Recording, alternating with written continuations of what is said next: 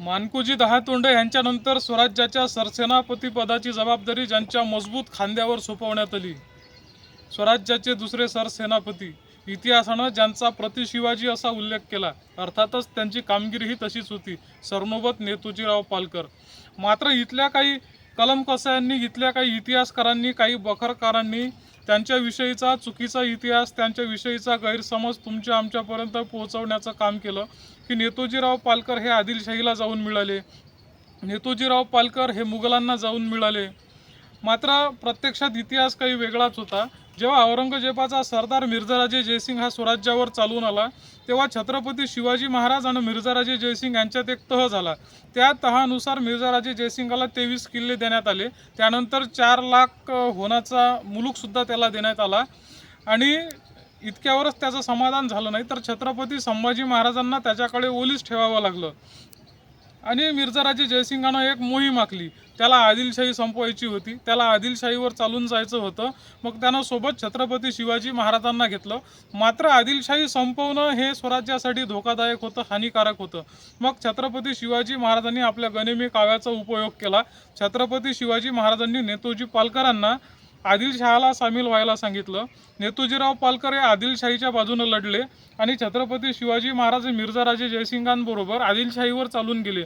मात्र नेतोजीराव पालकरांनी मिर्झाराजे जयसिंगाचं जवळपास 14,000चं सैन्य, 14,000ची फौज कापून काढली आणि आदिलशाहीकडून त्यांना जे 4 लक्ष होन इतके रुपये मिळाले होते ते त्यांनी स्वराज्यात जमा केले. हा झाला एक प्रसंग. त्यानंतर मात्र जेव्हा छत्रपती संभाजी महाराजांना औरंगाबादेला, म्हणजे आताच्या छत्रपती संभाजीनगरला, औरंगजेबाचा मुलगा शहजादा मुअज्जम याच्याकडे पाठवण्यात आलं. काही दिवस छत्रपती संभाजी महाराजांचं त्या ठिकाणी राहणं झालं, त्या ठिकाणी वास्तव्य झालं. आणि त्यानंतर काही दिवसानं औरंगजेबाच्या लक्षात आलं का हा छत्रपती शिवाजी महाराजांच्या राजकारणाचा एक, राजनीतीचा एक भाग असू शकते.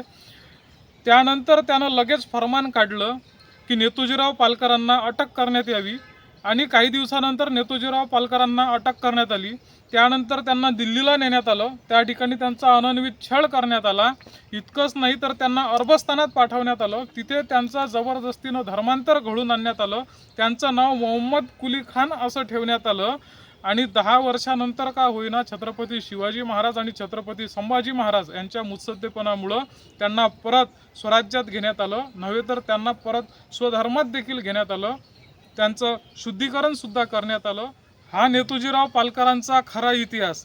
इथल्या काही इतिहासकारांनी, इथल्या काही बखरकारांनी वेळोवेळी आपल्या महापुरुषांचा चुकीचा इतिहास समाजापर्यंत पोहोचवण्याचं काम केलं. मात्र देशाचा सुजाण नागरिक म्हणून छत्रपती शिवाजी महाराजांचा, छत्रपती संभाजी महाराजांचा आणि स्वराज्याचा सच्चा मावळा म्हणून आपल्या वाचनात जो काही इतिहास येईल तो खरा इतिहास वेळोवेळी समाजापर्यंत पोहोचवणं हे आपलं आद्य कर्तव्य आहे. त्यामुळं आपण वेळोवेळी तो प्रकार करायला पाहिजे. जेव्हा जेव्हा आपल्यापर्यंत तो इतिहास पोहोचेल, तो जनसामान्यांपर्यंत कसा पोहोचेल याची खबरदारी आपण घ्यायला पाहिजे. जय जिजाऊ, जय शिवराय, जय शंभूराजे.